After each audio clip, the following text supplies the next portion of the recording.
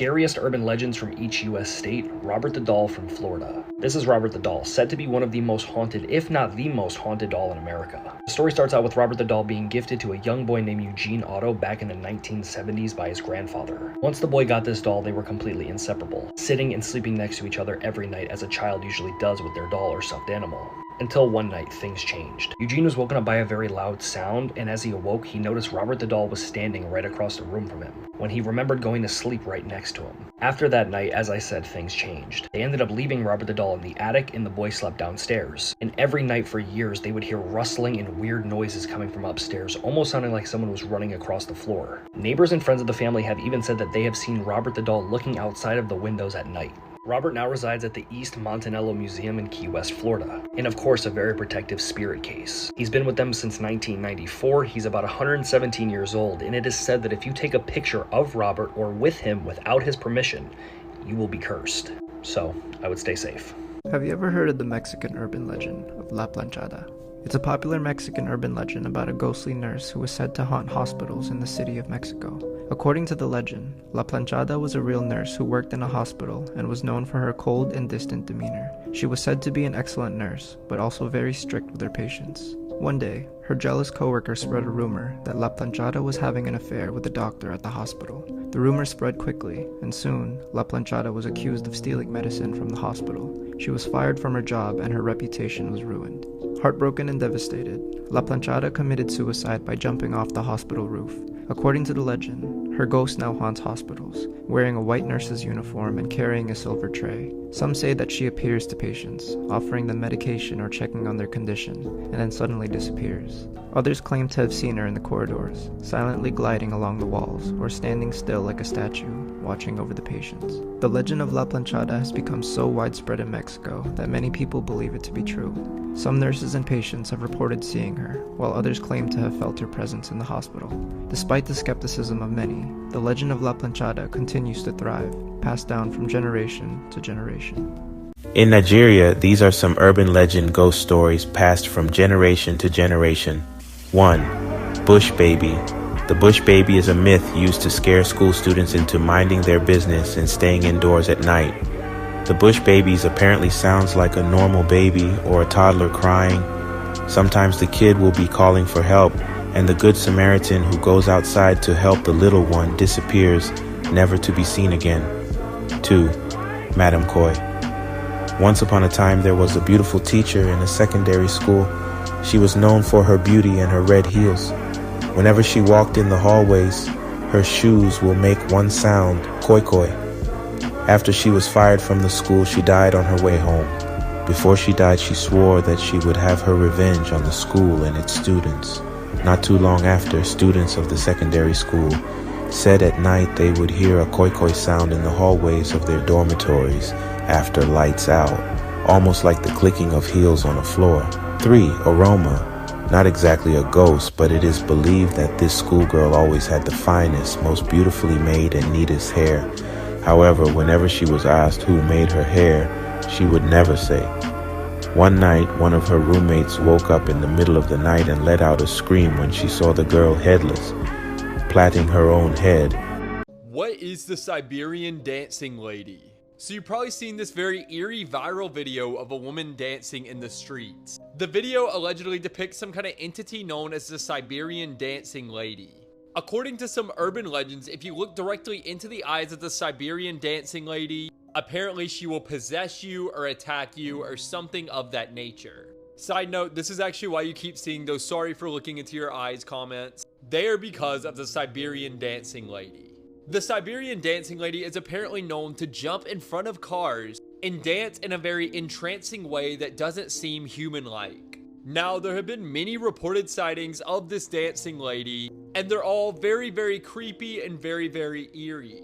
But so far, I don't think there's actually been any kind of report of someone being possessed by the Siberian dancing lady. So the part about her possessing you is probably made up. But there are so many videos of this dancing lady all over the internet that I personally believe she is a real thing, but we just don't know exactly what she is.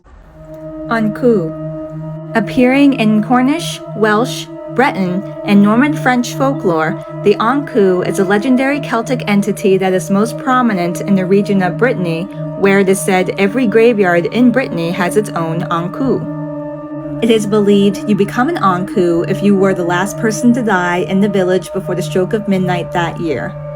As an Ankou, you are then responsible for collecting the souls of the dead and lead them into the afterlife for 1 year, and then the cycle repeats. However, there are many tales and variations about the Ankou, but either way, they are guardians of the graveyard, the local personification of death, and is sometimes known as the King of the Dead. The Ankou can appear as a ghostly skeleton or sometimes as an old man who wears black robes and a large wide-brimmed hat that conceals his face. As a skeleton, the Ankou's head can spin around so he can see in all directions, and he usually has a scythe that has a sharpened blade upwards instead of downwards. He is said to drive a black cart or carriage that he uses to collect the souls. I also read if there are several souls for the Ankou to collect, he will be assisted by 2 skeletons who help hurl the souls into his cart. But today, the Ankou would be commonly known in other regions as the Grim Reaper. The Legend of La Lechuza. If you hear somebody whistling outside your window at night, it might just be La Lechuza. It's said that long ago in a small town in Mexico, there was a woman who was practicing dark magic. The townspeople didn't like the fact that she was practicing dark magic, and so they got rid of her, unalived her. While they were doing so, she vowed to come back as an owl to seek revenge on the townspeople, and that's exactly what she did. It's said that she only comes out at night, but if you ever do see La Lechuza, she can portray herself in many different ways. She can look just like a normal woman, she can look like a half woman, half owl, she can look like a full-blown owl, or she can look like pretty much any animal that she wants to look like. Sometimes she may even portray herself looking like a newborn baby to lure her victims in. It's said that she feasts on human flesh and keeps her strength by devouring her victims. She can seek out her victims in many different ways, but some of the most common ways that La Lechuza seeks out victims is by whistling outside your window at night, screeching outside your window at night, so you think that it's an owl that maybe needs help or whatever.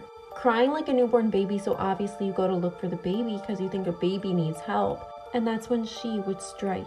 Have you guys ever encountered La Lechuza, and if you did, what was your experience like?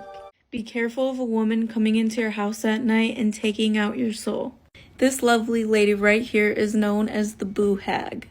This legend is based out of South Carolina. Basically, this woman looks just like any other person during the day. She will hunt for her perfect victims and follow them back to their house. And during the nighttime, she will shed her skin to reveal sort of a red-skinned woman. She will find a way through any nook and cranny to get inside your house. So be careful and make sure you lock all your windows and doors. Once she is able to get into your house, she will wait until you are asleep. And then she will get on top of you and take away your breath. In most cases, after she takes your breath, she will leave you alone. But if you try to fight off the hag, she will take your skin and pretend to be you. There is only one way to combat this. Leave a bowl of rice beside your bed every night. That way, in case the boo hag does come into your home, she will be forced to count each grain of rice, because they are completely OCD about counting things. Or you can line your windows and doorways with salt. This will repel her from coming inside. But if you do this, you're going to have to make sure that you get every single inch of the house, anywhere where the boo hag could enter. In Arabic folklore, there's a creature that's supposed to resemble a human. The only problem is that it's missing half of itself. That creature is the Naz. When I mentioned it's missing half itself, I literally meant it. It's half a human. It has half a head, half a body, one arm, and one leg. In Somali folklore, there's a creature called the Hungra, which is identical to the Naz. They share the same characteristics and personality. It's believed these beings can kill a person just by touching them. The victim would be fleshless within seconds, but those few seconds would be the most agonizing pain you'll ever feel. Now, while it's missing half of itself, don't get too confident into thinking you can outrun this thing, because they're supposedly really agile when hopping. But if you happen to come across one, hide. Or if there's no other options, run. Because if spotted, it's game over. So what do you all think? Is this being out there, or is this just another urban legend? If you hear bones clinking behind you at night, you better run. The Gashidokaru are a yokai from Japanese folklore dating back 1,000 years. They are described as malevolent skeletal giants that can be as big as 15 times the size of a human. It's said that these giants wander around in the middle of the darkest nights, and if they see a human, they'll sneak up behind them. The last thing the victim will hear is the clinking of bones and the chattering of teeth before the Gashidokaru reaches down with its skeleton hands to crush them and bite off their head to drink their blood. According to the folklore, these things are created when people died from war and famine and didn't receive a proper burial. Unable to move on, their souls become angry ghosts, and when hundreds of them gather together, their hatred ferments and twists into this supernatural force, bringing the bones of the deceased together into this gigantic and horrific form.